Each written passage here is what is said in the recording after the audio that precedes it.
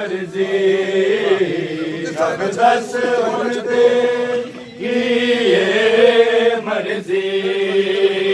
रब दस हुण तेरी मर्जी रब दस हुण तेरी मर्जी अकबर दी बर्छी कढ के असगर नू रेत च दब के कासम दे टुकड़े जाके गाजी दे बाजू कटवा के फरमावे फेर हुसैन रब दस हुण तेरी मर्जी रब दस हुण तेरी मर्जी रब दस हुण तेरी मर्जी रब दस हुण तेरी मर्जी तू इस्माइल दी प्यास लई आबे ज़मज़म पैदा कीता मेरा असगर प्यासा टुर चलिया ना मैं कोई शिकवा कीता असगर नू हथा ते जाके फरमावे फेर हुसैन रब दस हुण तेरी मर्जी रब दस हुण तेरी मर्जी रब दस हुण तेरी मर्जी रब दस हुण तेरी मर्जी रब दस हुण तेरी मर्जी रब दस हुण तेरी मर्जी ओ इब्राहिम सी अखियां ते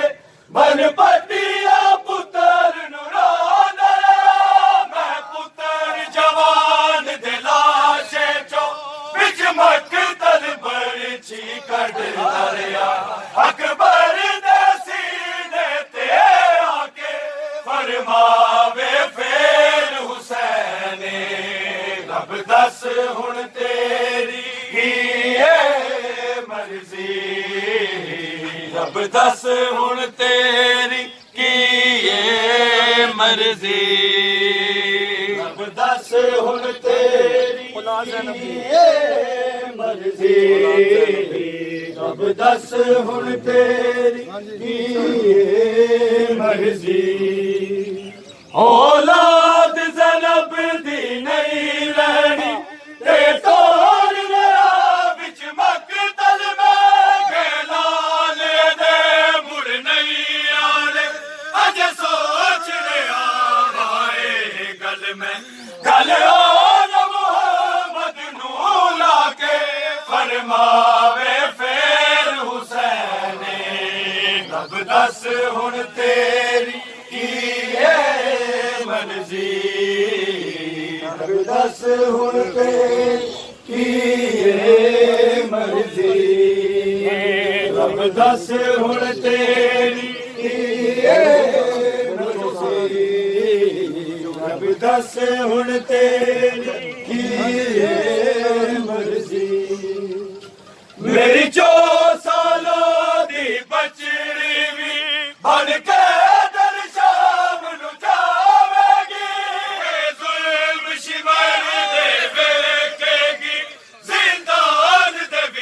मर जाएगी हथ छोटा सकीना दे जाके फरमावे फेर हुसैन रब दस हुण तेरी मर्जी रब दस हुण तेरी मर्जी रब दस हुण तेरी मर्जी रब दस हुण तेरी मर्जी जरा पहचान